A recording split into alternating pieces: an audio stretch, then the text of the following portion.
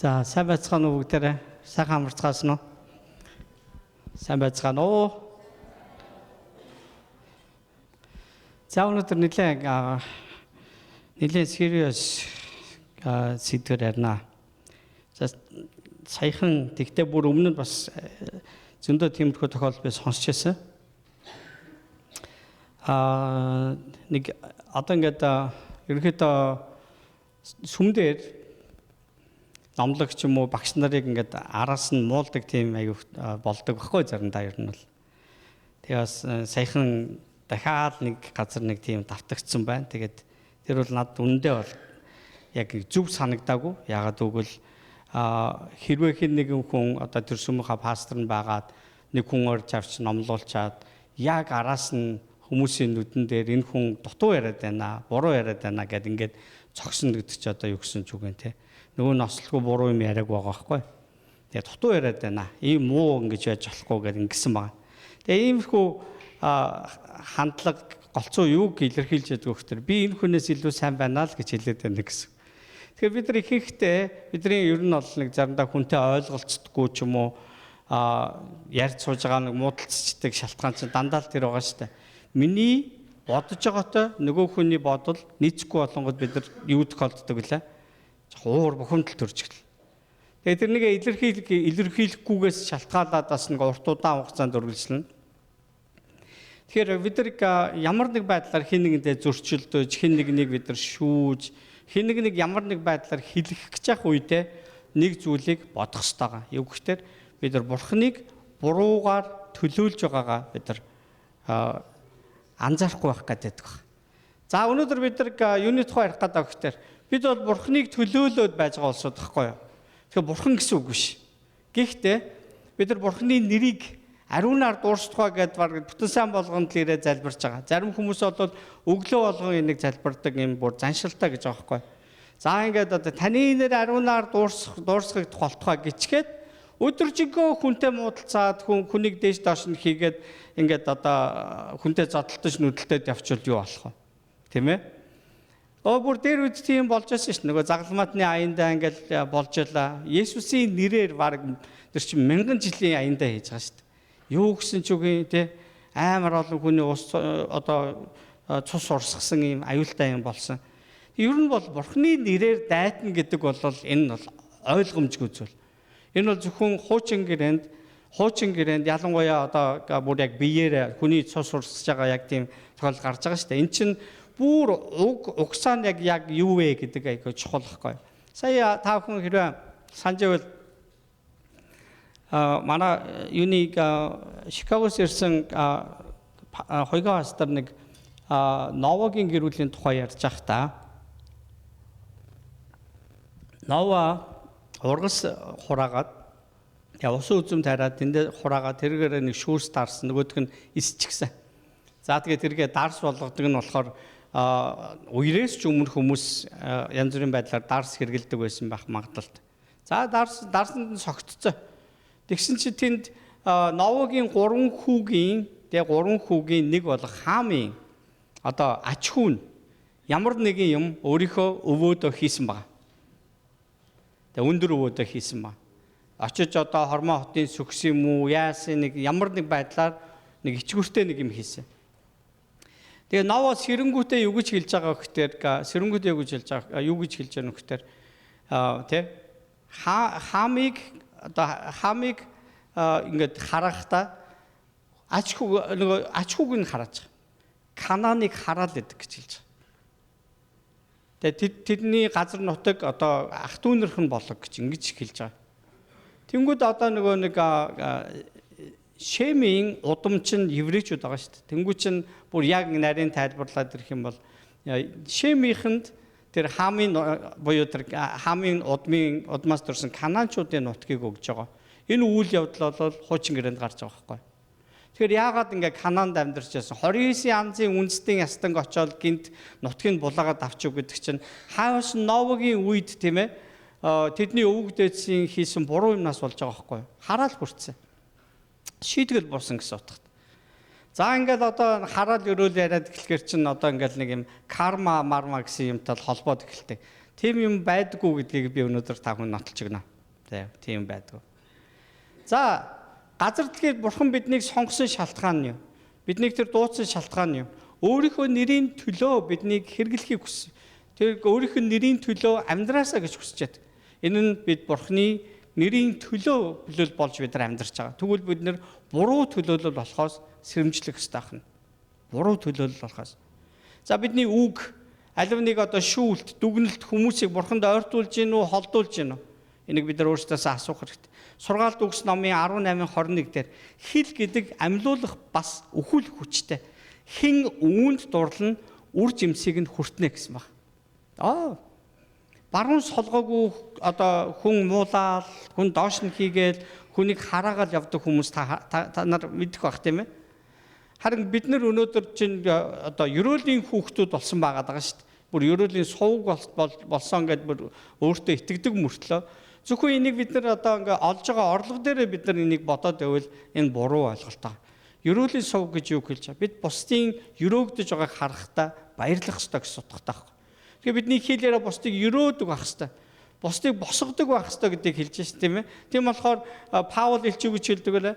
Боломж нь байвал ерөөсөө аль болох бусдыг босгон байгуулсан үгийг хэрэглээрэй гэж хэлсэн байна. Матай номын 12-р бүлгийн 36 дээр бодлогогүй хэлсэн үг бүрийнхээ төлөө хүмүүс шүүлтийн өдөр тайлагнах болно гэж хэлсэн. Бодлогогүй хэлсэн үгийнхаа төлөө хүмүүс шүүлтийн өдөр тайлагнах болно гэсэн. Энэ үгийг Есүс хэлсэн. Тэгээ хүмүүс бурхны өмнө чи яагаад чи тэрхүүнийг ингэж хэлж байгаа юм бэ гэж те. Манай аав бид нэг одоо тэр ч одоо нэг 2000-аад оны ихээр юм да. Манай гэр бүл нэг жоохон санхүүгийн асуудалтай болчоо. Тэгээд нэг бизнес хийх гэж оролцсон. Нөгөөдгөнд нь явах хэрэгтэй болж хоёлаа 90 лөө гараад тагсан. Манай аавч би ч ерөөсөө ямар ч тийм 8-ны ойлголт ерөөсөө байхгүй хоёр. Тэгсэн манай аав яагаад чи бөөмөд ер нь хятад ил мэдгүй юм штэ. Тэгээд нэг юмний үн асуусан чинь нөгөөдгөн бүр ингээ тэнгэр тулсан үн хэлэхгүй. Тэгсэн манай аав аманда хятадаар ингээ балиар хараад хэлсэн байхгүй. Тэр нь би мэднэ л та. Айгуу муухай хараад хэлсэн. Тэгсэн чинь нөгөө хүн уурал нүдтэй. Ваа гал явцсан. Тэгсэн би л хамаг байдаг хэттэлээ. Дүүбүч дэлгээс мэдгүй зэтгүй гал бага юм хэлээл ингээд өнгөрсөн байхгүй. Тэгсэн чинь манай аав дараа нь тэгж хэлж байгаа. Нөгөө таксинд цоцоо хоёлаа явж исэн чи би яагаад тгээ хэлчихв гэд ингээд өөртөө ингээд шивнэхийг би сонссон байхгүй. Тэгэхээр хүн ингэж харамсдаг байх ёстой гэж би боддог ер нь бол. Би тэр хүнд ингээ хэлчлээ. Хогчин гэж биш. Тэ би яагаад энэ үгийг би энэ үгийг хэлэх ёсгүй дээ гэж өөртөө бид нар үгээ цэгэндэг бас. Хэрвээ би хэнийг буруу үгийг муу үгийг хэлсэн бол би яах ёстой вэ? Би уучлалтгүй байх ёстой. Би нэгэ залруулах ёстой. Болж болдог бол араас нь тэ одоо бид нар хөөцөлдөх ёстой байгаад байгаа байхгүй. Уучлаараа би тгээ хэлчлээ шүү. За тэгээд Библиэлд хэд хэдэн янз бүрийн түүх байгаа. Тэгээ Бурхныг нэрээр дуудагдсан боловч бас Бурхны талаар буруу ойлголтыг бусдад өгж авсан хүмүүсийн тухай. За Явын 3 найзыг мэдчихэж байгаа тийм. Яв гэж хүний 3 найз. За эхлээд би Явын 3 найзын тухай яриа. За Элифаз, Билдад, Зофар гэж юм 3 найз байгаа. Тэгээд эднэр бол тийм залуу хүмүүс байгаагүй. Бас цаг үеэ илээч гсэн олон доо нэртэй бас зааж сургадаг бас өөрсдийн гэсэн хөрөнгөтэй бизнес хийдэг хөлөө олчихсан хүмүүс. Тэгэд Йов бол өөрөө маш баян хүн байлаа шүү дээ. Тэгээ одоогор бол нэг тэр бумтны найзууд гэсэн. Гэхдээ бүгдээрээ одоо бурханд итгэдэг хүмүүс байж. Тэгээ Йовын амьдрал тохиолсон тэр гай зовлон бол ерөөсөө Йов өөрөө хүсээг үзүүл шүү дээ. Гинтэл хүүхдүүдээ бүгдийг нь алдсан. Гинтэл бүх эд хөрөнгөө алдсан. Өөрөө сүултээ би энэ өвчтөе болоо сууж. Тэнгүүд нөгөө найзууд нь хурж ирээд хэдэн өдрийн турш ингээд юу ч хэлэхгүй суулаа гэж ярьдаг лээ. Та бүхэн санаж байна уу? 3 өдрөө 3-7 хоног. 7 хоног гэх. Нэлээд олон өдрийн туршид ингээд хажууд нь ирээд суудсан. Йов урд нь тийм хүн байгаагүй байхгүй. Ганганы дээд ганган хувцсыг өмсөө тэ цог жавхаатаа гэж жигтэйхэн толиотоо гэж жигтэйхэн хүмүүс явсан чинь одоо ингээд яранд баригдаад тэр нөгөө биеийн захт нь хараа ваарны хэлтэрхийгээр өөрийгөө маажаа сууж байгаа. Бүр ингээ үнсэн дээр очиж суудсан. Иш миний муу найз гэдэг ингээд ботсон л ах те. Тэгээд юу ч хэлж чадахгүй ингээд сууж байсан. За хэсэг байж байгаа нөгөөдөл чинь ингээд Йов эхлээд одоо бурханы өмнө ингээд гомдлож эхлэх үед тэдний уур нь хөрсөн маа. За Йов юу гэж гомдлсон гэхээр зөвхөн ингээд явсараа эцэст ингээд хохироо дуустсан байжээ. Тэ одоо бурхан бидэнд ингээд одоо сайн сайхан жаргалтай өдрүүдийг өгж байгаа. Тэгээд тэр өөрөө бидэнд хэлэгч шаардлагагүйгээр тэр бүгдийг буцаагаад авчдаг. Тэсвэлдээ өвчин зовлон байгаа бусдад бас дог тухай болоод ингээд өгдөг. Ийм хувь тавилан би үзэж байна гэж ингэж хэлсэн. Тэнгүүд нөгөө гурван найз нь ууралж хэлсэн маа. За тэд нар юу гэж бодоод байсан гэхээр Йов зүв байсан бол бурхан тийм ээ бурхан юу гэж Йовын амьдралд ийм зүйлийг хийх юм бэ? Йов буруу юм хийсэн учраас бурхан үүнийг шийтгсэн гэж хараад байгаа байхгүй. Өөрөөр хэлбэл тэдний одоо хэлгээд дотроо ингээд боддог, юмыг хардаг өнцг нь зовлон бэрхшээл гэдэг бол нүглийн шийтгэл гэж харж байгаа байхгүй. За Элифаз гэж хүний хэлсэн үг байгаа. Зөндөө урт юм ярина энэ чинь. Тэгээд Йов номын 4-р бүлгийн 7-оос 8 дээр тий сан тугай гимгүү атлаа мөксөн хин байна. Зөв шудраг атлаа сүнсэн нь хаана вэ? Харснаар минь бол ёсон бусыг газар мэт хагалж тариалагчдад тий одоо ёс бус зүйлийг одоо ингээд бүр тарьсан тэр хүмүүс зовлон зүдгүүрийг ургац мэт хурааж авд юмаа гэж ингэж хэлсэн. Өөрөөр хэлбэл чи буруу юм хийсэн учраас тэрнийхээ шийдвэрлэж одоо хүртэж байгаа юм чинь юундаа онгоноод байгаа гэсэн утгатай үгийг хэлсэн маа. За яг магадгүй бүх хүн нүгэлтэй. Гэмгүй хүн гэж юусоо байхгүй. Явч гэсэн нүгэлтэй. Явч гэсэн нэгэ хүлэн зөвшөөрж байгаа. Үнэн сонсогдож байгаа бол чинь яг бүрэн тийм бүтэн үнэн биш байгаа байхгүй юусоо. Бурхан нүгэл болгонтой тооцоо бодсон бол энэ дэлхий дээр амьд үлдэх хэн байсан юм. Бурхан нүгэлтэй хүн болгонтой л ингээл тооцоо бодоод худлаа хэлснийхэн төлөө, хулгай хэлснийхэн төлөө, дотор янз бүрийн мухайн бодснийхэн төлөө, буруу харснийхэн төлөө, буруу дүгснийхэн төлөө, буруу үг хэлснийхэн төлөө хөөцөлдөөд байсан бол энэ дэлхий дээр Бурханы өмнө оршин тогтнох хинч ямар ч амьд амтан одоо амьд бүтээл гэж байхгүй байх байсан. Бурхан нэгүслээрээ тий нэгүслээрээ энэ бүгдийг өнгөрөөгөөс харин бидний аврах дээр тэр анхаарлаа тавьдаг гэдэг Библи хэлсээр байгаа. Тэгэхээр Йов тохиолдсон зүйл Йов өөрөө юу ч хийгээгүй байхад Бурханы хийж байгаа ажил гэж ерөөсө харахгүй харин Бурхан түүнийг шийтгээд байна. Тэгээд Йов одоо өөрийгөө зөвтгөөд байна. Тэгээд Бурхан бол зөв, чи бол буруу. Тэгээд Бурхан зөв учраас чамайг шийтгэж байгаа. Чи гим нүглээ хүлээн зөвшөөрчих юм бол тэр чамайг өршөөнө гэдээ ингэж байгаа байхгүй. Зөв сонсогдоод байгааз. Гэтэл үнэндээ бол энэ яг бүрэн бүтэн үнэн биш байгаа байхгүй. Аароныг одоо тэр тахил өргөхөөр тахилд одоо өргөсөн тэр бухын цуснаас аваад тэр одоо ариун газарт орж ирэхэд түүний биеийг харахгүй бол Бурхан бүр юм анхлам үнэртэй тийм утаа ингэж ургамлыг ингэж шатаагаад утаа май болгож байгаа шүү дээ. Бурхан түүний биеийг харж байгаа ч гэсэн харахгүй байгаа мэт ингэж дүр хэсгэж байгаа. Харин түүний гарт байгаа тэр төлөөсөн золиосон дөргөгдсөн тэр бухын тухай бодож байгаа. Золиосынхын тухай бодож байгаа.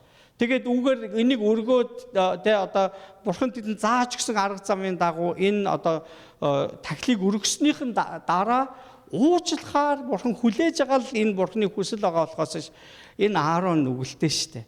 Сая одоо дүүгээ бахан загинж байгаа. Сая одоо эхнэрээ бахан загинж байгаа ороод ирсэн. Энэ миний өмнө нүгэлтэй гэж харах байхгүй. Хичнээн гадаа нь Бурханы зааж өгсөний дагуу тахлын ингээд янз бүрийн юу хийгээл үүдэнд нь өөрийгөө ариусгаж ус мус ингээд ягаад хичнээн хэд хоног мацаг барьж бие бэлдсэн байсан ч Аарон тэнцэх байсан гэж юу? Хинч тэнцэхгүй гэдэг бид нар ойлгоно. Хоёрдугаарт нь нөхцөл байдлыг мэдгүй байж шүүсэн нэг найз байгаа. Түүний нэр бол Бэлдад байгаа. Йов 8:6 дээр гарч байна. Хэрвээ чи цэвэр бөгөөд зөв шудраг байсан бол гэж байгаа байхгүй. Тэр гарцаагүй чиний төлөө өөрөө босож, бүр өөрөө хүндэтгэл үзүүлнэ. Тэгээд чиний зөв шудраг орон гэрийг чинь дахин босгох байсан юм. Чи зөв байсныхаа төлөө түүнээс чи шагналыг авна. Гэтэл чи одоо өөрийгөө хар гэж хэлж байгаа байхгүй. Тэ? Чи өөрийгөө хар. Тэгээд тэд Бурхны ажлыг бүрэн ойлгоогүй бас учраас ингэж ярьж байна. Гурав дахь найз нь Зофар, Йовын 11-ийн 6 дээр. Тэг яг найзынхаа шархан дээр ингээд давс асгаж байгаатай, үрж байгаатай адилхан ийм зүйл хийж байгаа. Зовжгүй хүнийг буруутгах байгаа. Тэгээд олон юм ярьсан. Тэгээд энэ дээр үгсэхдээ тэгээд ч Бурхан чиний хилэнцийн зарим хэсгийг нь мартдаг болохыг мэддэггүй гэсэн байна. Чи одоо зарим юмыг хийгээгүй л гэж бодож байгаа. Гэтэл чиний зөндөө олон хийдэг буруу юм чинь Бурхан мартцсан юм шиг л байгаа штэ. Тэр сөхөж чадсан штэ, явгаа гэд ингээ яриад байгаа байхгүй. Тэгэхээр нэгсэндээ зовлонд орцсон байгаа тий зовж байгаа тэр хүн дээр хурж ирээд буруутгах гэж суугаад байгаа хүмүүс байгаа байхгүй. Ямар хатуу үг хэлж гэнэ тийм ээ. Тэгээ бүр ингэж авах Бурхан чамд харин ч зөөлөн хандсан учраас чи битэн онгоноод гэж хэлж байгаа байхгүй. Тэгээд бас нэг найз маань одоо сая хэлж ин л та нэг ярьжсэн чинь ууг ашуу тохиочод байж хахад утсан дээр нэг хүн залгаад шууд нөгөө яаж юм яаж ч байхгүй шууд тэгсэн гинэ. Тэр талигч нар тэгээд одоо аврагдсан хүмүүс үү аврагдаагүй хүмүүс үү гэж тэгж ярьж. Уучлаарай наадхыг чинь ярих тийм тэнхээ надаа алга гэж уцаа тавьсан байгаа байхгүй. Тэжид юу ч болоод байгаа юм те. Иесус бол тэгж ярихгүй дээ. Тэ харамсалтай байна те. Ийм зүйл гэсэн би үнэхээр Иесус хамт уйлах байсан бүр. Энэний тухай яриад байгаа байхгүй юусаа. Тэгэхээр Христэд итгэгч байна гэдэг чинь нэг юм номчрохсон, нэг юм теолог, доктрин ярьчихсан, онл ярьчихсан, тэ одоо нэг сүмийн ёс жаягаар нэг далаалгаж хүнийг цаазаар авсан, тэ хүнийг ингээд шүүсэн, ялалсан ийм амьдралыг ерөөсөө яриаггүй шүү дээ. Энд чинь хайр сэтгэлийн тухай ярьж байгаа. Биднийг ямар байхад биднийг өршөөж, уучлж, хүлээж авч байгаа тэр Бурхны хайр сэтгэлийн тухай яриад байгаа байхгүй. Тэгээ тийм учраас манай сүм тэ инэрл нэртэй байгаа байхгүй. Би өөрөө тийм бас юм туулж ирсэн байхгүй. Хүмүүс миний шархан дээр тэг бүр ингээ улаан цамг үтгүүлээд тахад тэг хурж ирээд жадлаа ар үргүү сүлбижээс учраас би Бурхны хайрыг би санс. Есүс байсан бол ингэхгүй.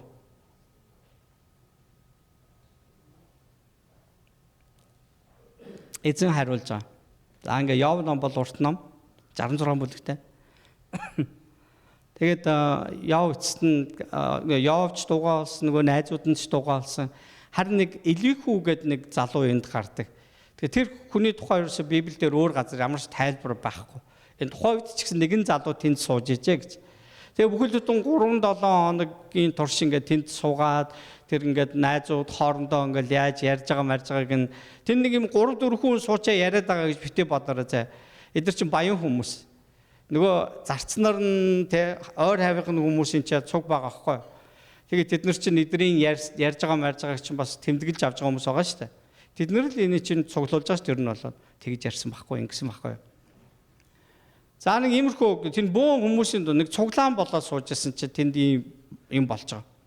За цуглааныхны нэгэнд нь юм тохиолдчих. Тэгээ одоо яах юм бид нар одоо нэг ууг ашуу тохиосон хүн дээр очиод эхнэр хүүхдээр нь очиод та нар ямар нүгэл үлдсэн тий одоо гимээ гимшгүй бол дахиад нэг хүн өхнө гэж суучих юм уу? Тий яг ийм юм хийгээ суугаад байгаа байхгүй юу? Христэд итгэл ийм юусоо биш. Бидний хинэнч хідүүлээ хизээ нэгэн цагт эсвэл нэг цагт ч бид нар өгч болно. Энэ зүгээр Бурхны эрх мэдлийн асуудал. Энтэй тэмцэлдэх хэрэг бидэнд байхгүй. Энэнийг нисэргүүцээд өөрчлөгч арга ерөөсөө байхгүй.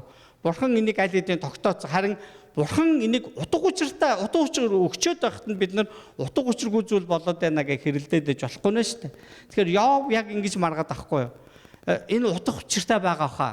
Тэгэхээр Бурхан минь ээ та тайлбарлаад өгөөч гэдэг байгаа. Тэнгүүд нөгөөдөл нь хажуунаас нь хөөй. Бурхан зөв. Чи Бурханыг буруутгаад авах юм байхгүй. Тийм л да Бурханыг буруутгах болохгүй. Гэхдээ Бурхан чамайг шийдгэснийг чи анзаарахгүй нь. Чи нүглэл гимшчих тэгвэл тэр чамайг арай өөрөөр ивэх байхаа л гэж бодоод байгаа байхгүй. Гэхдээ Бурхан цаашдаа ивэхгүй байгаад Йов тэр чигээр өөхөх байвал яах вэ? Юу гэж бодож? Йов тэгээд тэгчээр үхвэсэн бол яах. Тийм учраас Давид дуулалтаа тэгж дуулаад байгаа шүү дээ. Би үхэхстийн оронд дэрээ засах байсан ч, ор дэрээ засах байсан ч та тэнд байж л байна гэж хэлж байгаа шүү дээ. Та надтай үргэлж хам. Таны төлөвлөгөө, хүсэл, намаа гэсэн сэтгэл надтай хамт хаач гэсэн явна гэдэгт итгэдэг хүний дуу хоолой тэр багхгүй. Тэгээ би та бүхнийг бас яг ийм үнэхээр одоо итгэлтэй байгаасаа гэж хүсэж байгаа. Бурхан бидэнтэй хаач гэсэн хамт явна. Ямарч үед, бүр ямарч үед. Эзэн одоо нөгөө тэр найзуудынх нь яриаг сонссон, Йовын тэр гонгноод байгааг сонссон. Тэгсэн чинь нэг Илихүүд гэж залуу орж ирэнгүүтээ та нар ерөөсөө юу яагаад байна? Йов хаа би таныг уг нь айгүй хүндэлтэй. Гэтэ та бас арай ингэж гонгож гомдлож болохгүй. Бурхан бол яаж ч байсан зүв байгаа шүү. Бурханаас асуул та. Бурхан тэгээ чамтай ингээд тантай ингээд ярих юм бол бүх юм утгатай болно шүү дээ. Тэгээ нөгөө найзуудыг нас зэмлж байгаа. Та нар ч гэсэн Бурханы талаар зөв ойлголт ерөөсөө өгөхгүй шүү. Зөв ярихгүй шүү л гэсэн. За ингээд Илихүүг яриад дуусны дараа Бурхан өөрийгөө илэрхийлдэг. Одоо ингээд хүчтэй юм шуурга дэгдээ, хар салхи дэгдээ, маш их дуу чимээ гарсан. Тэгээ Бурхан Йовтай ярьж гэлж байгаа. Тэгээ юу гэдэг вэ гэхээр Йов чи тийм л одоо мундаг надтай маргаж чахаар тийм юм шиг санагдаад байвал одоо босоод ирээ эр хүн шиг босоод бүсээ бүсэлж одоо бүсээ бүсэлж гэдэг чиг бас сонир үг асууж байгаа байхгүй. Одоо энэ чинь өвчтөе хүн байгаа шүү дээ. Одоо тэр хүн чинь ингээд босч чадахгүй одоо босох юм бол босоод хөдөлж мэдлэх юм бол нөгөө ингээд бэлцгэнсэн тэр ингээд идэ бэр чинь хагарна асуудалд орох байхгүй. Тэнгүүд Йовыг юу гэж хэлэх. Чи миний өмнө босч ирээд нэг надтай эр хүн шиг ярьж байгаа. Тэнгүүд Йов бол өөрийнхөө эрүүл мэндээс авахуулаад одоо байгаа байдлаас авахуулаад хүлээн зөвшөөрж байгаа байхгүй. Би бол сул дорой. Тэгээд Бурханд юу гэж хэлж байгаа юм гэхээр би ерөөсө хэлсэн үгээ чадвал буцааж авмаар байна. Би ерөөсө ингээ үүнээсээ амаа хам гэж ингэж би амьдрнаа ингэж байгаа байхгүй. Тэгээ Йов найзууд нь хандаж юу гэж хэлдэг вэ гэхээр энэ юу байгаа би нөгөө нэг ишлэлийн тавиг энэ сүүлийн бүлгүүд дээр гарч байгаа. За юу гэсэн гэхээр эзэн ингэж хэлсэн. Эзэн эдгээр үгийг Йовд айлцсны дараа эзэн Теман хүн Элифазад хандаж Элифаз нь түрүүн хамгийн түрүүнд юу гэж хэллээ? Гимгүү мөртлөө ингээ мөхсөн хүн гэж харсан уу, үзсэн үү? Зөвхтгүн үхэдгүү штэ, зөвхтгүн зовдгүү штэ гэж яриад байгаа байхгүй. Тэгээд зөв шудраг атлаа сүнчгсэн хүн хаана байна? Ярын муу зүйл ингээд яг ингээд тариа шиг тарьсан хүн эргээгээд зовлон хурааж авд юмаа гэдээсэн хүнд хандаж Бурхан хэлж байгаа байхгүй. Юу гэж хэлж байгаа нөхөд. Та нар миний тухай зарц Йов шиг минь зөвийг яриаггүй тул миний уур хилэн чиний эсрэг ба хоёр найзын чинь эсрэг дүрлцэж байна. Иймээс 7 хуцыг авч миний зарц Йов руу очиж өөрсдийнхөө төлөө шатаал тахил өргөө. За яг яаж одоо бас өөрсдийнхөө гим нүглийг гимших талаар нь бас тэр зааж өгж байгаа. Бурханы зааж өгснөөр л бид нар одоо ер нь гимшил болон тахилыг өргөдөг байх гэдэг шүү дээ. Тэгвэл хуучин гэрээнд ингэдэг юм байсан байж. Тэгвэл одоо шинэ гэрээнд Бурхан бидэнд зааж өгсөн одоо тахилын арга юу вэ? Есүсийн өмнө гим нүглээ улаахлаа шүү дээ. Одоо бид нар ингээд 7-8 бух цуглуулсан явах шаардлага болчиход байна шүү дээ. Есүс бидний одоо зууч болсон учраас. За тэгэнгүүтээ одоо шатаал тахил өргөө өөрсдөө шатаал тахил өргөчгөө гэж байгаа. Тэгэнгүүтээ та нарын төлөө зарц Йов маань залбирах болно гэж хэлсэн. Та нарын төлөө зарц Йов залбирах болно. Тэгвэл Йовд одоо ямар эрх мэдлэг өгч байна вэ? Тэр хүмүүсийн талаар одоо чи харах юм уу? Уучлах юм уу юу лээ? Тэгээ ерөөх юм харах юм уу гэдэг шийдвэр өгч байна гэсэн. За мэдээж зүгээр юу л та уучлах уу үгүй юу гэдгийг харах гэдэг байхгүй. Уучлах уу эсвэл уучлах уу гэдэг. Тэгэхээр Йов залбирж байхдаа Бурхан минь эдгээр лаваг үнэхээр гомдолоо. Би эднийг уучлмааргүй байна гэсэн бол Бурхан яах байсан бол? Тэ? Харин Йов тийм зүрхсэтгэлтэй биш байгаа байхгүй. Тэгээ мунхаглалын чинь дагуу та нарыг шийдэхгүй байхын тулд би түүний залбирлыг хүлээж авна гэсэн ба. Тэгэхээр Бурхны тухай буруу ярина гэдэг чинь мунхаглал гэж тооцдог хонож Библи.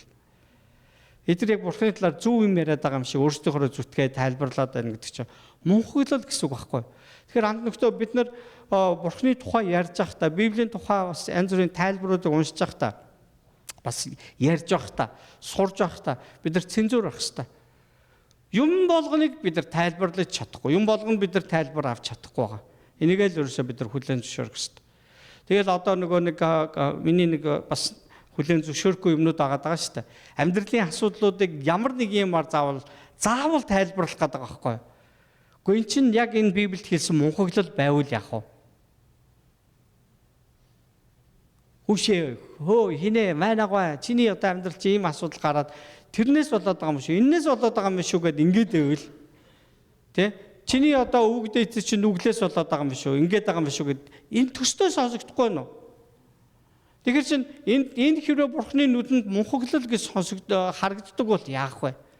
Энэ буруу байх гэдэг байхгүй. Тэгэхээр бид нар болгоомжтой хандах хэрэгтэй. Бүх юмыг тайлбарлах арга ерөөсөө байхгүй. Тийм учраас би миний хувьд бүр нэлээд олон жилийн өмнө нөгөө толгоо эргүүлсэн энэ олон асуултуудыг зүр тэр жилд нь орхицсон. Би энэ талаараа асуухыг ч хүсдэггүй одоо. Бурхан минь яагаад би ингээд миний амьдралд өнөөдөр ийм юу байгаад байгаа асуудал байгаад ингээд асууха болсон ерөөсөө. Боли. Энэ ч ерөөсөө бүр толгойн өвч юм билээ шүү дээ ерөөсөө. За өвдөн л үсттэй. Өхөл л үсттэй эцэст. Харин яг миний намайг Бурхан өөрийнхөө өмнө тэгээ нэрийнхээ төлөөлөл болгосон шалтгааныг энэ учир шалтгаанд нь би өөрийгөө өгч хийж чадах зүг чинээгээр би хийж чадаад Бурханыхоо өмнө очих гэдэг чинь миний амьдралын утга учир байна гэж харж байгаа өнөөдөр. Бидний Христэд итгэл бол ийм байх ёстой шүү. Түүнээс шингээ нэг юм супер хүчтэнгүүдтэй хүмүүсийн чинь ганц одоо мөрөөдөл төр байгаа шүү дээ.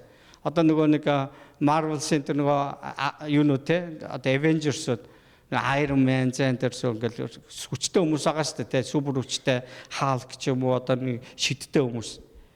Ийм хүмүүс болох гэж Бурхан биднийг энэлгээ дуудаг байгаа. Биднийг сул дорой гэдэг мэднэ. Бодит байдал маань дэндүү хатуу шүү дээ. Тийм учраас зовлон үдсэн хүмүүс юу гэж хэлдэг вэ гэхээр доошоо бол газар хатуу шүү. Дээш бол тэнгэр хол шүү. Бодит байдлаа ойлгоо гэж ингэж яриад байдаг байхгүй. Тэгэхээр бидний бодит байдал ерөөсөө энэ байхгүй. Тэгэхээр энийг маань Бурхан бидэнд маш тодорхой хэлээд өгсөн ба. Тэгвэл бүгдээрээ үнэхээр мунхаг итгэлгүй ханддаг тэр асуултуудаа, тэр эргэлзээтэй байдлуудаа зөвхөн өнгөрсөн өдрүүдэд бүгдээрээ үлдээгээд бодитоор бид нар амьдрах ёстой гэдгийг хэлж байна гэсэн. Тэгээ энэ мунхаглал нь юу байсан гэхээр учир нь та нар миний зарц Йов шиг миний тухай зөвийг яриаггүй маа гэж хэлсэн баг. Зөвийг яриаггүй маа гэж.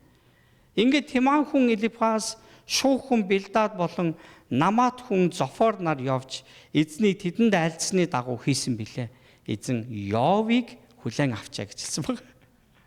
Тэднийг хүлээн авчаа гэж хэлэхээс өмнө Йов дээр очисон харин Йов би тэднийг уучлж байна. Та тэднийг уучлаарай гэхэд Бурхан Йовыг хүлээж авна гэдэг нь бусдыг нь хүлээж авч яана гэсэн утгатай. Йов энэ дээр бас яг Есүс шиг төлөөлөл болж байгаа. Тийм ээ. Тэгвэл Есүс Христэд итгэдэг хэн ч гэсэн Есүсээр дамжуулан хүлээн зөвшөөрөгддөг гэж Библиэлд байгаадаа адилхан байгаа ч тийм. Иохны 1:12 Христэд итгэдэг өөрт нь итгэдэг хэнийг ч гэсэн тэр Бурханы хүүхэд болгох хэрэгтэй юм а гэж ингэж хэлээд. Хоёр дахь өнөөдөр та бүхэн тавгаалцах байгаа зүйл Мосе болон Аарон нарын талаар. Энэ тооллого номын 20 дугаар бүлэг дээр гардаг нэг юм түүх байгаа. Израильчууд 40 жил ингээд одоо цөлөөр явж явах зам тохиолдсон зүйл. За 38 дахь жилийн ихээр одоо ерөөсөө нэг жил гарan яваал нөгөө амлагдсан газар руу хүрэх гэж байгаа байхгүй юу. Тэгээ 40 жилийн шийтгэл дуусах гэж байгаа.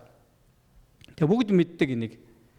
Тэгсэн чинь үхрийн сүлэн дээр хутга юу болсон бэ гэхээр ингээд 38 жилийн турш тэд нар янз бүрийн байдлаар ингээд нөгөө дарамт авчирж байгаа хүмүүст.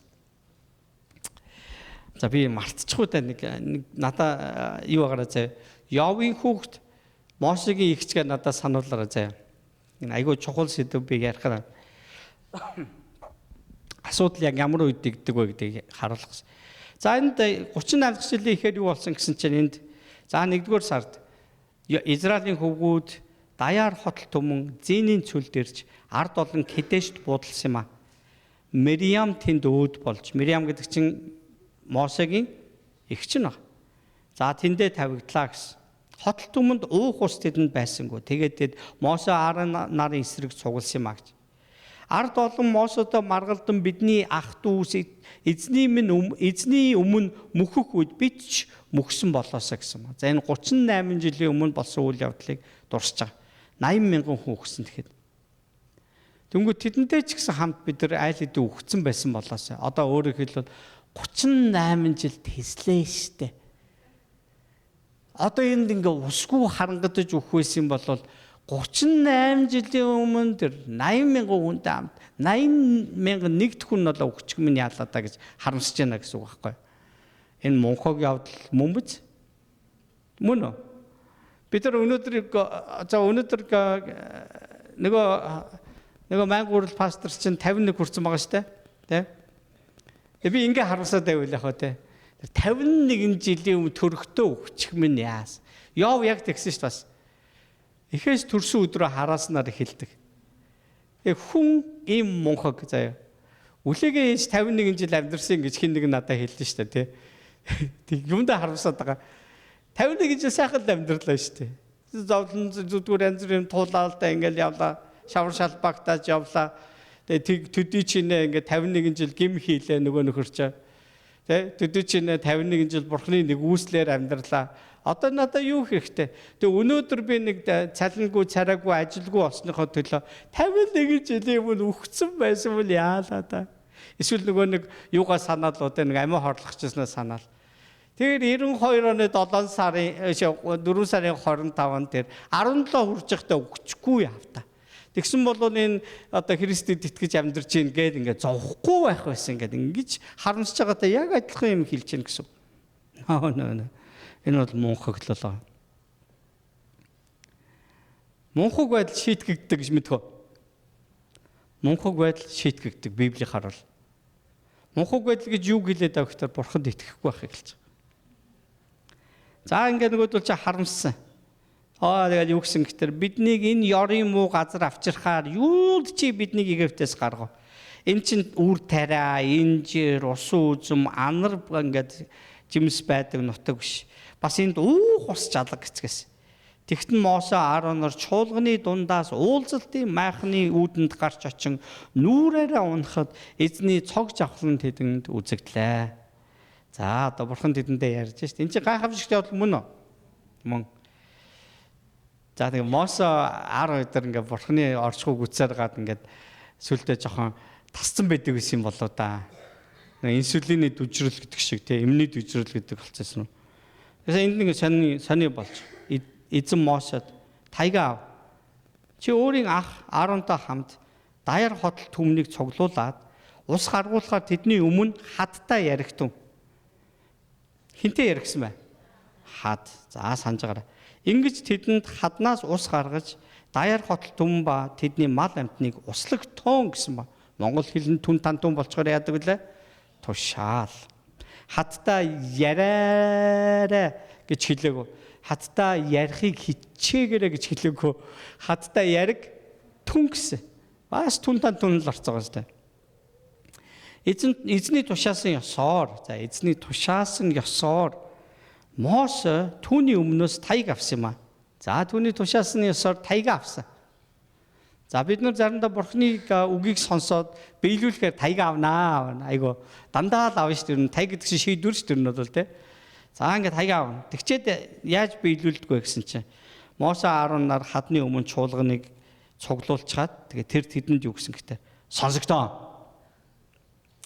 Тэрслэгчтэй энэ хаднаас бид энэ хаднаас та нарт ус гаргах ёстой юу те одоо тэгээд өмнө нь одоо махаар бороо орууллаа маана ингээ авчрууллаа ингээл энэ тэндээс ингээл одоо нөгөө давстаа ус байлаад нөгөөдгийн цэнгэг болгож өглөө бүр ингээд хангалтгүй юу та нарт одоо энэ хаднаас ус гаргаж өгөх ёстой болчихвоо ингээ ууралсан ба энэ юу буруу авч юу Юу буруу авч юу? За нөгөө бурхны тушаал дээр бүгд авч. Тайгаа ав. Тэгээд ард олны өмнө тэр хаттай очиод ярих тун гэсэн баг. Тэр хоорондоо ингээд та нар очиод хэрүүл хийгээд сайхан загинж агаад нүдэн дээр нь энэ хаднаас ус гаргаад өгөөрэй гэж хэлээг байхгүй. Тэнд нэг илүү юм орцсон байгаа сте. Тэгсэн нөгөө мангэрч одоо нөгөө за энэ цуглаан дээр нэг 20 жил пасторлаа гэсэн. Нэг дараа жилээс гартаа нэг мод ирсэн те. За өнгөрсөн 7 хоногт судлаа хэд судлаа ирсэн. Сувда тонгоо цогтөг хүн болцсон байлаа хаа. Алзаа хэд удаа тамигдсан. Тонгоо.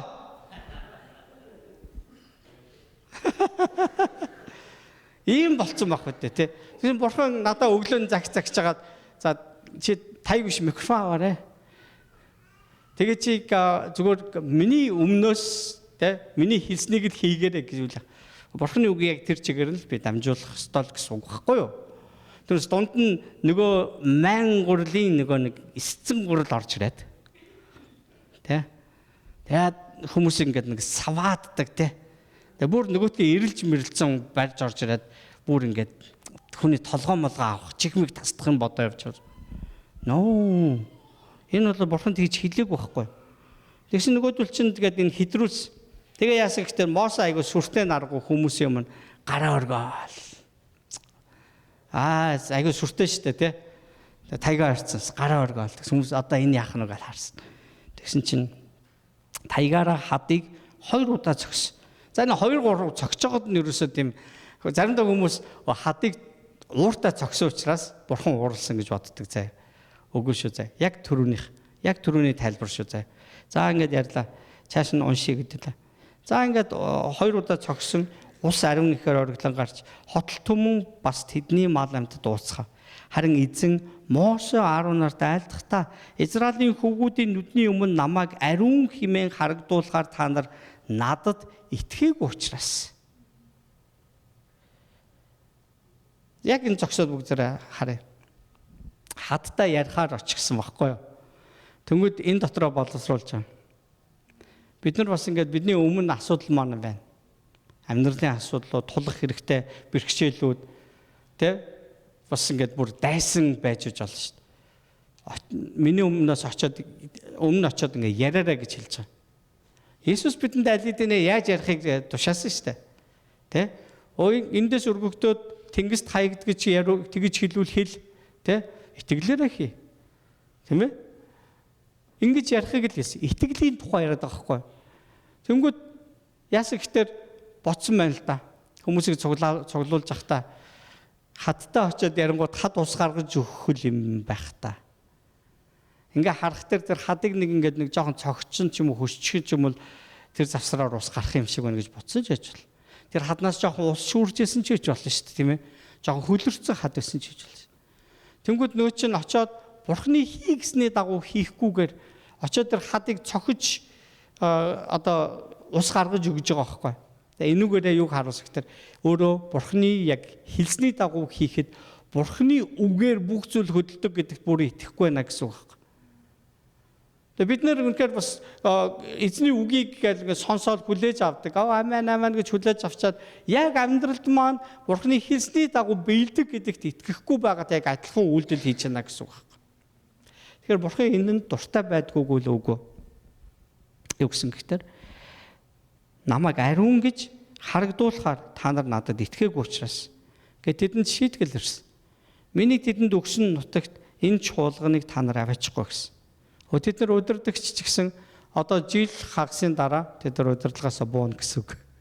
Өөр удирдагч гарч ирээд тэгээд тэдний бүр 40 жилийн туршид хүсэж мөрөөдсөн үзхийг хүссэн очиж тэр газарт ингээ ороод эзний өгж байгаа газартаа гэдэг юм сэтгэлийн цэнгэд эдлээ гэж бодсон баг. Одоо шийтгэгдэж байгаа. Орч чадахгүй болсон. Энэд хариуд нь юу ч хэлээгүй. Яг тэгвэл бурхан ингээ хэлсэн л бол яг л юм гэдгийг бол тэд нар одоо сайн мэдж байгаа. Энэ ус нь Мерабагийн ус бөгөөд тэнд Израилийн хөвгүүд эзэнтэй тэрсэлдэж тэр тэдэнд үүгээр өөрийн ариуныг нотлсон юм а гэж хэлж байгаа. Тэгээ хүмүүс тэнд одоо нөгөө гомдол гаргаад байсан хүмүүс яг жоо Мосе 10 эдэрт дургүй хүмүүс байж лсэн л байгаа л да тий. Тэгээ зарим нь хогчнол гэж бодсон л байж. Зарим нь бол үнэхээр дийлийнх нь юу гэж ойлгосон гэхээр вау. Өөрийгөө сонгосон энэ хүмүүст ч гэсэн ингэж хатуу хандаж чадчих байгаа бол бид нар бас тий нэг хүсэл хүртчихлээ штэ гэж харж байна гэсэн. Дахиад одоо Есүстэй холбоо хэдүүлээ. Биднийг аврахын төлөө цорын ганц хайртай хүүгээ загламаа дээр өгч чадчихна гэд боддоо. Үүгээрээ тэр өөрийгөө бидэнд хайртай гэдгийг харууллаа гэж байгаа. Бид нар ямар их нэг үүсэл хүрснээ ингэж ойлгоно гэсэн. Бурхан хаттай яриа гэж бидэнд хэлдэг. Энэ хэцүү сонсогдож бол хатуу харагдчих бол Бурханы нүдэнд энэ түүний ажлын нэг хэсэг төлөвлөгөө байгаа. Харин бид нар буцаагаад итгэхгүй байх нь энэ бол бид нар өөрсдөө Бурханд тэрсэлж түүнийг ариун гэдгийг нотолж чадахгүй байна гэсэн үг. Бурханы хариулт нь юу байсан гэхээр Тоолол 20:12 дээр Израилийн хөвгүүдийн нүдний өмнө намайг ариун гэж харагдуулахаар та нар надад итгээгүй учраас миний тэдэнд өгсөн нутагт энэ чуулганыг та нар аваачихгүй гэсэн. Өөрөөр хэлбэл тэд нар Бурханыг төлөөлөхдөө буруу төлөөлсөн байна. Дэд хууль намын 32-ын 51-ээс 52 дээр нэлээд урт ишлэл байгаа би богинохон ишлэл авсан. Миний эсрэг итгэл эвдэж та нар намайг миний ариуныг илэрхийлээгүй учраас та нар энэ нутагт орохгүй гэсэн. Энэ үгийг одоо Тоолол 20 дээр болохоор чинь нөгөө нэг цөлдөх 38 дахь жил байсан бол Тоолол 32 дээр болохоор одоо яг 40 дахь жилийн эцэст ирж байгаа байхгүй. Тэгээ одоо нөгөө Канаан нутаг ингээд энүүхэд ирсэн.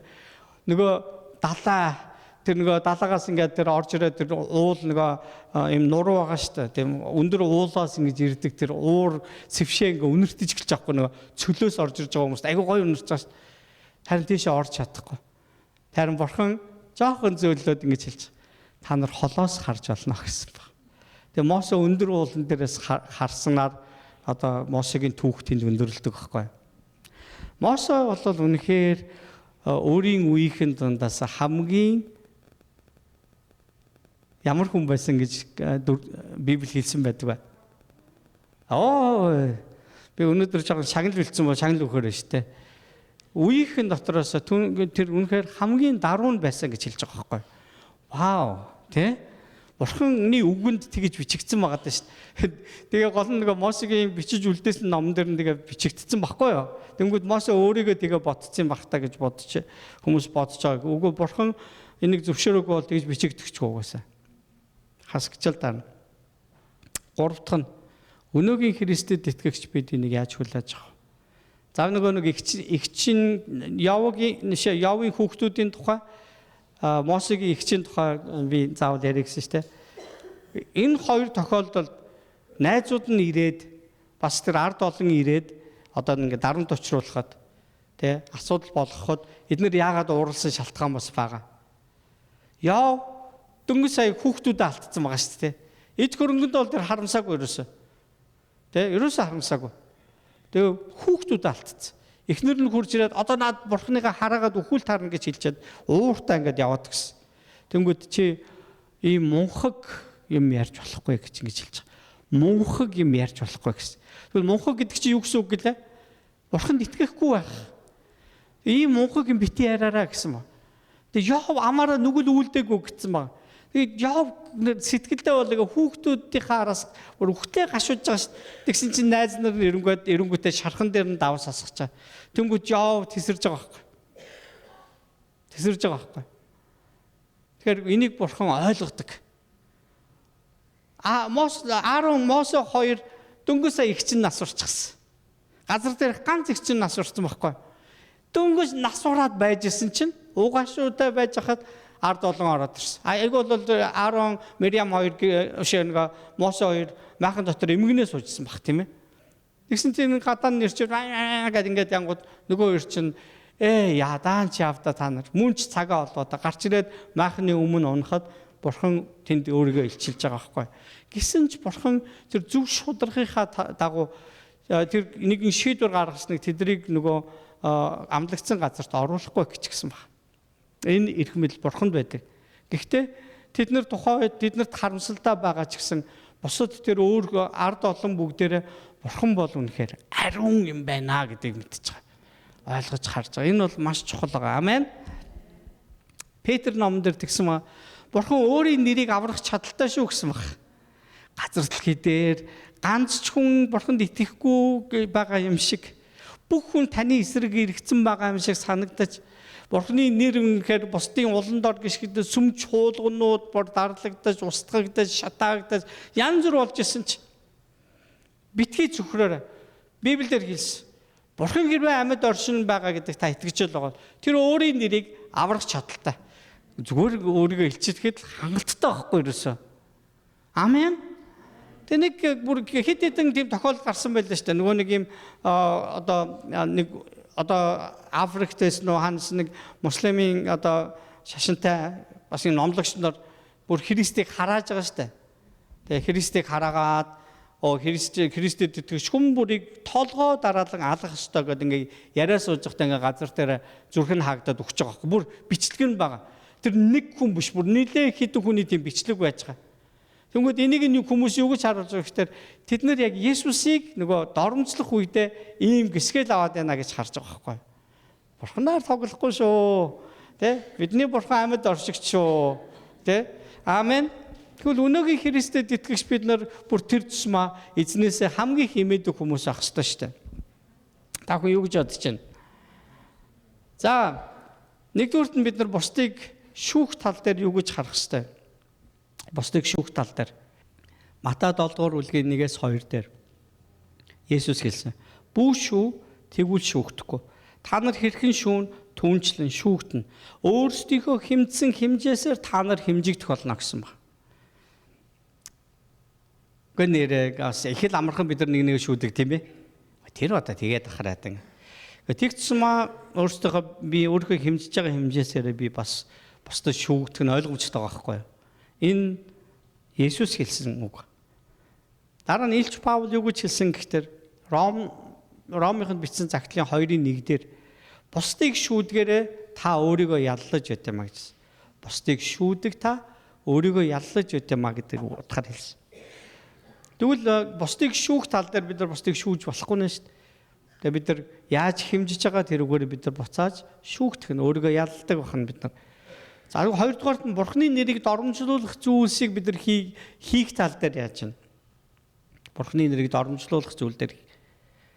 Ром 2:24 дээр Бурханы нэр та нараас болж харийнхны дунд доромжлогдоод байна гэж бүр Исая номон дээр хэлснийг нь Паул татаж авчраад ромчуудад хандаж хэлсэн баг.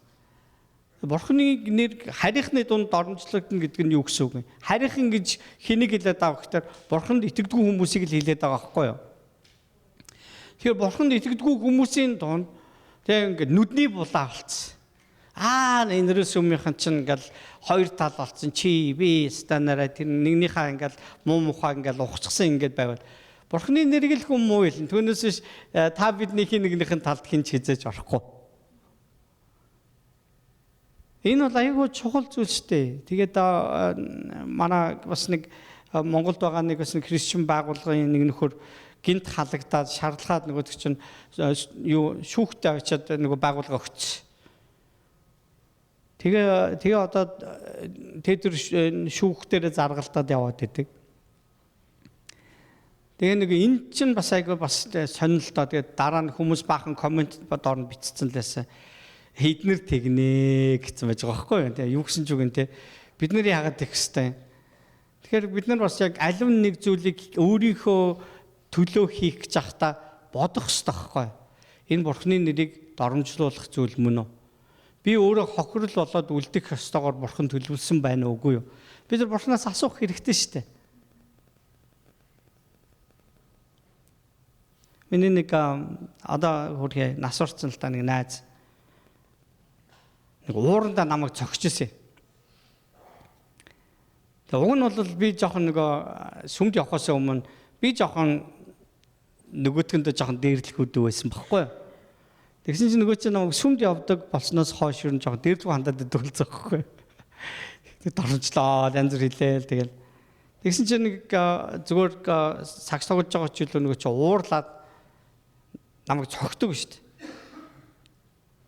Тэгээ би яг тэрхүү оронд би бодохгүй юу. Би одоо яах ёстой л. Тэгс чинь нэг найз сандраал найзууд ингэж болохгүй шүү. Найзууд ингэж болохгүй шүү. Тэгээ би ойлгосон байхгүй. Энэ миний яг нөгөө хариу үйлдэлийг хараад байгаа хүн байна. Тэгээ би тэгсэн байхгүй. Би чамайг эргээд цохихгүй те. Би эргээд цохихгүй. Би одоо өөр хүн болсон. Гэтэ чи наад чинь буруу үйлдэл хийгээд чиг. Тэгээ ер нь зүгээр би нааша явхаас өмнө хүртэл ер нь болол миний багын дотны найзууд гэж явжсэн хүмүүсээс хамгийн их над руу юм бичээж те хай хүй гэж намайг бас заримдаа буруу үлгэр ингээл гарангуут чи чинь христчэн хүн бидтэй ингэж болохгүй штэ гэж хэлдэг найз маань тэр байсан байхгүй. Бидний нэг ингээд нэг өөрийгөө бодоод хийж байгаа юм уу эсвэл Христийг бодоод хийж байгаа үйлдэл хоёрын хооронд асар том ялгаа гардаг. Христийг бодоод Бурхны нэрийг бодоод хийж байгаа жижиг үйлдэл ч гэсэн хүний амьдралд бас нөлөөг авчирдаг шүү. Би бас тав хүнээс ялгаагүй шүү дээ. Би адилхан хүн шүү дээ, тийм ээ. Надад бол уур уцаар янз бүрийн одоо муухай арин шиг энэ байгаа. Харин энэ болгон дээрээ бас бид нар яг хэрхэн ажиллаж байна вэ? Хэрхэн бид нар бусдад бас яг Бурхны нэрийг доромжлуулах тийм зүйлийг бид нар хийгээд байна уу үгүй байна уу гэдгийг бид нар бодох хэрэгтэй болно гэсэн үг. Денверт нэг маш том юм цуглаан байсан. Шинэ амьдрал гэж цуглаан. 5-6 мянган хүнтэй зүн байсан нь. Одоо намайг анх Америкт ирж хат. Тэгээд тэнд ингээд 24 цагийн залбирлын бас газар байдаг. I hope гэх нэртэй. Тэгээд тэр сүмийн одоо үйл ажиллагааны иргэн ингээд ер нь явуулж яадаг тийм сүм баггүй. Тэгээд пастор нэг юм санаандгүй үйлдэлээсээ болоод тэгээд бүр ингээд цуглаан бол нилээ эвгүй байдалд орсон баг. Одоо ингээд тэр Нью-Йоркод манайхны Монгол цуглааны одоо хүлээж аваад тусалж байгаа тэр солонгос цуглаан чинь цагтаа бол бас л олон мянган хүнтэй цуглаан байсан. Анхны пастор нэг сайн хүн байсан гэсэн. Хоёр дахь пастор нь нэлээд завхаа хүн байсан. Өөрөг сүмийн хит хитэн ганц үе эмэгтэйчүүдтэй асуудал үүсгэсэн. Гурав дахь пастор нь мөнгө ицсэн. Асар их мөнгө ицсэн. Дөрөв дахь пастор нь буруу одоо онол сургаал заасан. Тэгээ энэс болоод тэр цуглаан ингээд бүр өстө утгаа алдсан байхгүй. Тэгээ бүр айгүй хүнд үеийг туулсан. Одоо бүр айгүй айтаахан одоогийнх нь бас их сайн хүн байна гинэ. Айгүй зөв үлгэртэй тийм хүн байна гэн. Тэгээ тэрийг сонсоод баярлж шít. Баярлж байгаа байхгүй. Тэгээд бүр би одоо энэ тэнд ингээд одоо Монгол төч төр хаанч төр ингээд энэ тентгийн жижигхэн цуглаан дээр очихоор дандаа тэгдэг байхгүй.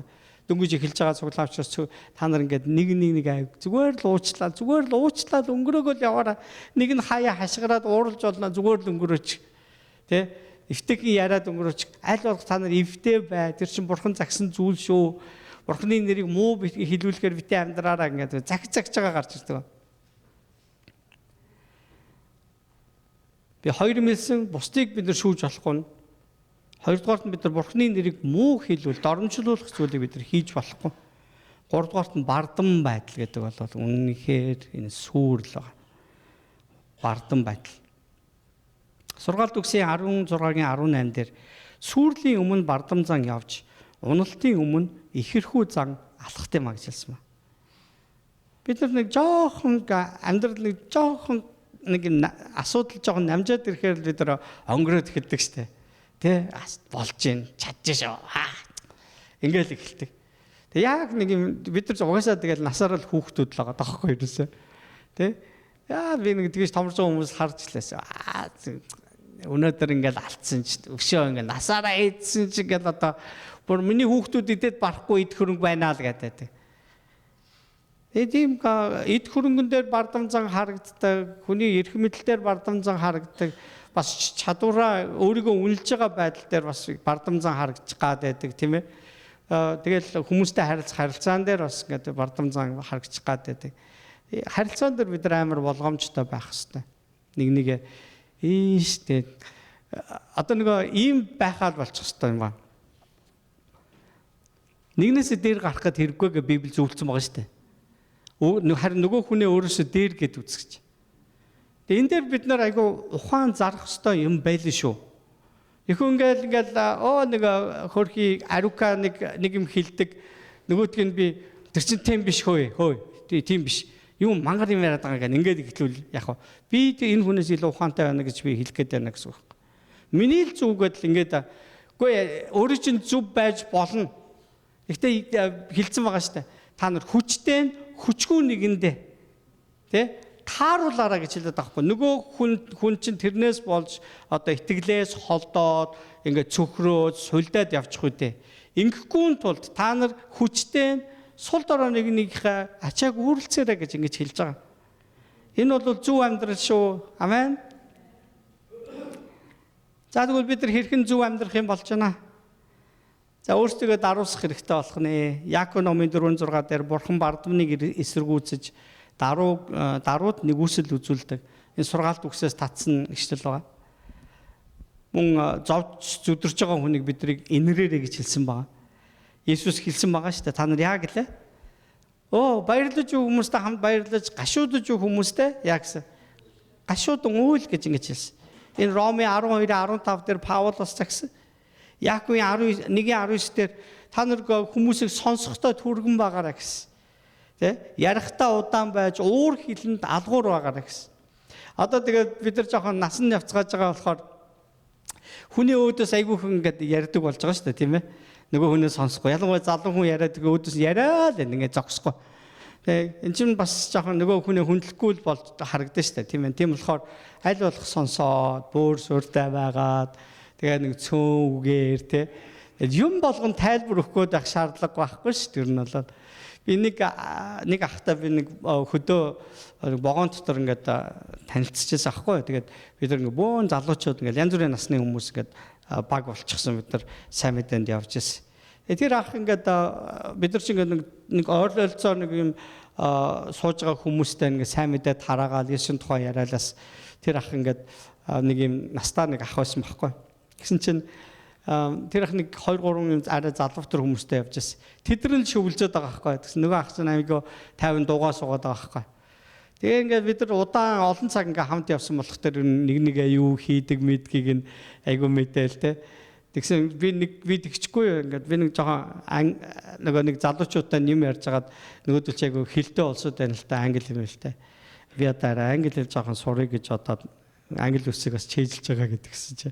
Одоо л яг сураагүй юугаа хийж байгаа юм. Залуунаас дэмий өнгөрөөр гэлээслээ. Явж байгаа байхгүй.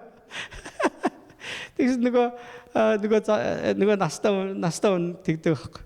Хүн болгонд сурах цаг бас сурах арга гэж байд юм аа.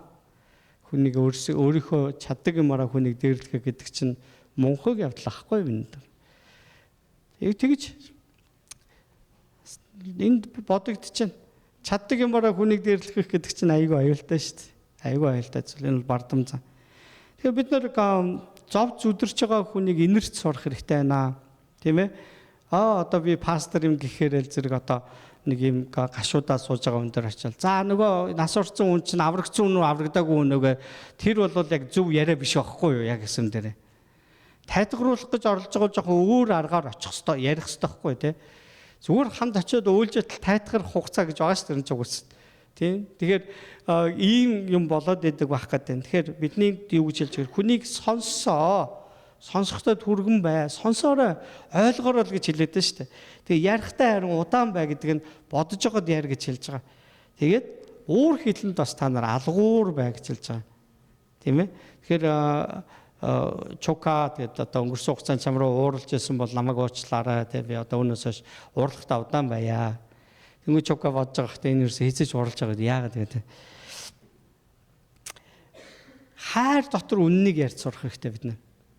Хайр дотор үннийг ярьж сурах. Энэ хайр дотор үннийг ярина гэдэг Эфес 4-р бүлгийн 15 дээр харин хайр дотор үннийг ярьж тэргүүн болох түүн өөд Христ өөд бүх талаар өсөх болно гэж хэлсэн. Тэгэхээр бид нар хайр дотор үннийг ярина гэдэг нь яг юу гэсэн үгийг хэлж байгаа. Яг үнэн юм бид нар хэлэх ёстой ахна ш. Гэхдээ хайраар хэлээрэй гэж. Хайраар хэлээрэй гэж. Тэгээ заримдаа бид нар ингээд нэг залгих юм байна шүү дээ, тийм ээ.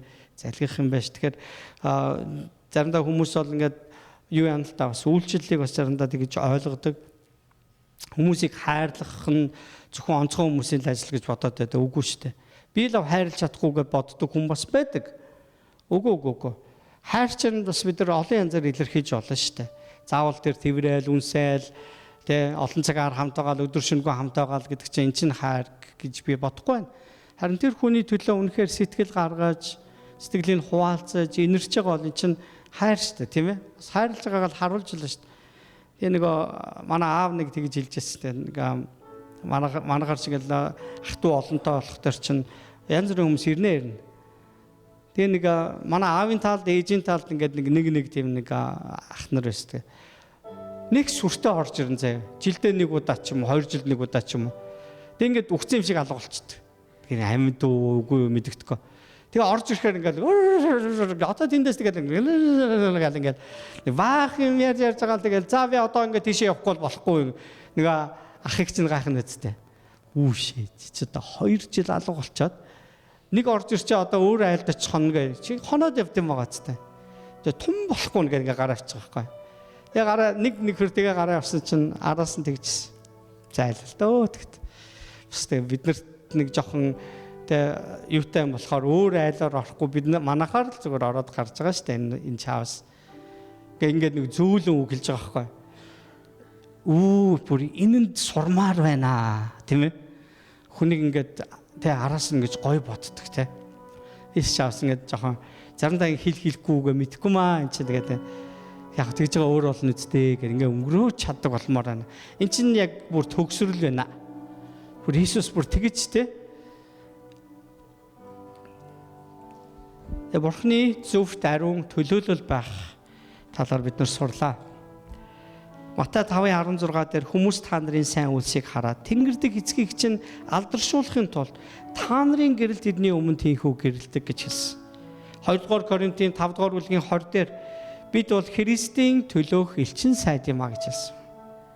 Колосе номын 4:6 дээр та нарын яриа үргэлж нэгүүлсэнгүй бөгөөд давсаар амталсан мэт бай гэж хэлсэн маа. Бид нар давслах гэж хэлэхээр юу гэж ойлгодог вэ Монгол хэлэнд? Худлаа нэг дэгс ярихыг хэлдэг тийм ээ. Гэхдээ энэ тэр утгаар биш үү заяа. Давс нь хитэтцэг судгаар хэлээгүй. Давсгүй хоол ямар ах вэ? Харин давс нь таарцсан бол яах вэ? Тэ? Тэгээ энэ тухайн үе 2000 жилийн өмнө чинь ихэвчлэн давсгүй хоол идж байгаа шүү. Тэ? Давсгүй хоол идж байгаа шүү. Давс гэж юм байхгүй шүү энэ үе чинь олдохчгүй хэцүү. Тэнгүүд давсаар амталсан хоол бол үнэхээр амттай хоол байгаа шүү дээ энэ чинь. Тэгвэл юу гэж хэлээд авах дээр яг та нарын тэр одоо яриа те нэгийг нэгүүлсэнгөө бас ингээ бусдад үнэхээр тааламжтай байх болтгоо гэж хэлж байгаа байхгүй. Амттай байгаасаа гэж хүсэж байгаа. Тэгвэл ямар яриа амттай байдаг вэ? Хүнийг ингээ өөрийг нь ойлгосон яриа. Яг өөрийг нь гисэн яриа. Тэгээ өөрийнх нь төлөө гэсэн яриа ингээд амттай байдаг шүү. Тэгээ нөгөө хүн урамшдаг. Тэгээ нэг одоо манай ганцаахын найз гэрлээгч бидэд нэг юун дээр таарж ирсэн. Манай алтайч ч гэсэн цог онгоц судал дээр байцсан чинь нэг монгол хүүхэн Монгол явах гэж байна. Тэгээд ээжийн чөлөө нэг биеийн жоохон өвдсөн байна гэд явж ирсэн. Тэгээд танилцаад ингээ ярьж байгаад одоо Христэд итгэгчнэр гэдгийг арай хэлээгүйсэн. Ингээ нэг жоохон үг ярьж байгаад ерөнхийдөө жоохон өөрийнх нь амьдралын жоохон яриулчихгүй юм. Тэгээ ингээ нөгөөдг нь ярьж сонсож сууж байгаа. Тэгээд чи тэгээд нэг дараа ирэхээр манай цуглаанд нэг очиороо бид нар ийм христч хүмүүс байгаа маа гэсэн чинь тийм баха гэж тэгж байна. Яаж юм гэж тэгсэн чинь айгүй сонсоод байсан маа гэж байгаа байхгүй. Айгүй бүр айгүй ойлгоо сонсоод байсан юм аа. Тэгээ энд чинь бас л яг үнэхээр бурхан бүр ингээ бодож байгаад хэлсэн байгаа штэ. За тэгвэл өнөөдрийн мессежийн хамгийн гол одоо утга учир юу байваа? Бид нар бурханыг төлөөлж байгаа. Тэгээ Есүсийн бид нар Христийн бид нар элчин сайд нар хань. Тэгвэл аль нэг улсад одоо улсаа төлөөлж ирсэн элчин сайд нар муу байвал яах вэ? Улсынх нь нэр гутаагдана шүү дээ. Тэгэхээр тэд нар үнэхээр улсаа төлөөлсөн байх хэрэгтэй байхгүй юу? Тэгэхээр нэг ийм юм болвол яах вэ? За одоо өөрөөр жишээ авъя, өөр хинээр жишээ авах. За би нэг одоо нэг бүр ингээ Иран ингээ Монголоо төлөөлөөд ингээ элчин сайд болцоо очсон бай гэж. Тэгээ Монголоо төлөөсөн элчин сайд шүү дээ би чинь Монголын нүүр царай байхгүй юу? Тэгсэн чинь Иранд ч угаасаа Монгол дургуун бас байж байгаа шүү дээ. Эрдэнэс өстэй нөхдөд байж байгаа ш. энэ юм уу Монгол зонгол ингээд та нар мосоо өхүүл таарна гэдэг ингээ. Тэгээ бүр би амиа өгөх хэрэгтэй болсон чинь би ингүүл яах вэ? Болио хаа. Тэгээ хотлоо би одоо Монгол зонгол байгаа чи би ер нь Иран болё гэдэг ингээд ингүүл яах вэ? Би тэр чигээрээ Монголын нэрийг гутааж байгаа байхгүй. Тэгвэл би Монголын элчин сайд учраас би хэрвээ амиа өгөх ёстой бол би амиа өгөхөөр тийм хүн байх ёстой болж байна л гэсэн үг. Энэний тухай ярьж. Бид нар Христийн элчин сайд. Тэгээ бид нар Бурхны нэрийг ариунаар дуурсгаж Бурхан хинбэ, амьд оршигч үгүй юу гэдгийг бид нар харуулж амьдрах ёстой болж байна. Тэгвэл бидний зарим хийдэг мунхаглал, итгэлгүй байдал, гим нүгэлтэй байдал, бузар буруу явж байгаа байдал, нөгөө бузар булаа, хов жив шүүлт маань Бурхны нэрийг муу хилүүлж явах үт. Тийм ээ? Энэ Бурхны нүдэнд мунхаглал байх үт. Бурхан энийг харахтаа миний итгэлийг эвдсэн гэж хардаг байх гэдэг шүү дээ. Есүс өөрийнхөө 12 дагалдагч нартайгаа бас хүмүүстэй ингээд нэг тосгонд очиод сайн мэдээ тарах гэсэн чинь тэд нар Есүс ирж ийн гэдээ сонсонгуудаа өдөөс нь чулуун молоо шүдэд хөөрсөн баг. Тэгээд ерөөс хүлээж аваг. Тэгсэн чинь нэг Яаков Йохан гэд хоёр байгаа шүү дээ, тийм ээ? Яаков Йохан хоёр юу гэж хэлсэн гэтэр багшаа юу ачих вэ? Хэдүүлээ залбираад эднэр дээр ингээ аян буулгаад ингээ нэргчгүй гэж тэ. Тэгээ бүр ингээ Бурханд айгүй итгэдэг гэдгээ харуулж байгаа нэг, хоёрдугаарт нь тэд нар ийм хүчтэй гэдгээ харуулж байгаа. Ингэснээрээ нөгөө бусад газрууд нь ч гэсэн айгаад одоо Есүсийг дараа нь хүлээж авах гээд байна л та. Хүний арга. Тэгсэн чинь Есүс шоолдог штэ тэ. Тэгээ тэрнээс хойш тэднийг Боноргес гэж нэрлэдэг болсон. Боноргес гэдэг нь одоо бон гэдэг чинь юу штэ гал штэ тэ. Тэгэхээр аянгийн хөвгүүд гэсэн ингээ утгатай ийм ингээ хочтой болцгоосон байгаа байхгүй. Тэгсэн тэр аянгийн хөвгүүд яасан гэж Яаков Иерусалимийн хамгийн анхны пастор байсан. Анхны цуглааны пастор. Тэр хамгийн анх Христэд итгэлээсээ болж алагдсан тэр удирдагч нарын нэг баг. Яаковыг сэлэмдэж алсан өөрийнх нь дүүгийн нүдэн дээр. Түүний дүү тэр аянгийн хөвгүүдийн нэг тэр үлдсэн нэг нь тэр Йохан тэр уртудаа насалсан л да. Гэхдээ тэр маш их зовлон өгсөн. Түүнийг алах гэж хоруулгасан тэр амьд гарсан. Дараа нь түүнийг ингээд бүр эзгүй тийм баг энэ зөвхөн шорон байдаг тийм арал дээр аваачаад Патмосгийн арал дээр аваачаад цөлцсөн. Тэнд айгүй олон жил байсан. Дараа Ромын засаг солигдоход тэр нэг газар руу нүүрсэн байгаа. Тэгэл тэндээ нас орсон ба. Өндөр настай болсон. Бараг 100 гэж гарсан баг гэж хүмүүс үздэг. Амьдралаа Бурхан зориулсан хүмүүс болсон. Тэгээд тэдний бичсэн Иохны бичсэн загтлуудыг хараарай. Тэр аянгийн тухай ерөөсө дурдаг байгаа шүү дээ. Харин дандаа юуны тухай ярьлаа? Хайрын тухай ярьсан. Бүгд аянгийн хүүгүүд биш. Харин энэ авралын мэдээг түгээгчд байж амьдрцгаая гэж уриалъя. Хамтдаа бүгдээ залбирцгаая Бурханы өмнө.